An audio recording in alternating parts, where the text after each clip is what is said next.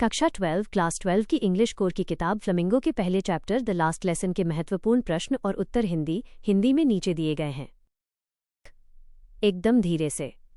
What was Franz expected to be prepared with for school that day?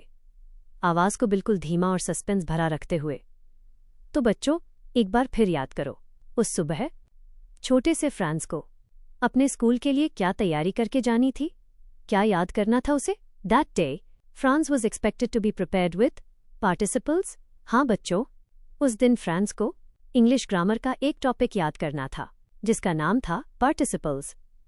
Because M. Hamill had said that he would question them on participles.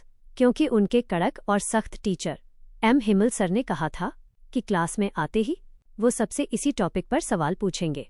Franz had not learnt his lessons and feared a scolding from him. लेकिन बेचारे France ने एक भी शब्द याद नहीं किया था, इसीलिए स्कूल जाते समय उसके पैर कांप रहे थे और उसे डर लग रहा था कि आज तो सर से बहुत भयंकर डांट पड़ने वाली है। क्वेश्चन 2, सवाल 2, पूरा सन्नाटा महसूस कीजिए। What did Franz notice that was unusual about the school that day? अब बच्चों, जब फ्रांस स्कूल के गेट पर पहुंचा तो उसने ऐसी क्या अजीब बात देखी जो रोज नहीं होती थी? When Franz reached school, he noticed there was no great bustle, which could otherwise be heard out in the street. रोज तो बच्चों, जब स्कूल खुलता था तो इतनी चहल पहल और शोर होता था कि बाहर सड़क तक आवाज आती थी। लेकिन आज वो ग्रेट बसल, शोर शराबा बिल्कुल गायब था। No sound of opening or closing of desks could be heard. Class के अंदर से न तो बेंचों के सरकने की आवाज आ रही थी, न ही किताबों के पन्ने पलटने की। It seemed as quiet as a Sunday morning. पूरा स्कूल इतना शांत था जैसे आज कोई वर्किंग डे नहीं, बल्कि संडे, रविवार की सुबह हो। बिल्कुल सन्नाटा। There were no lessons being repeated in unison, nor was the rapping of the teacher's ruler on the table heard.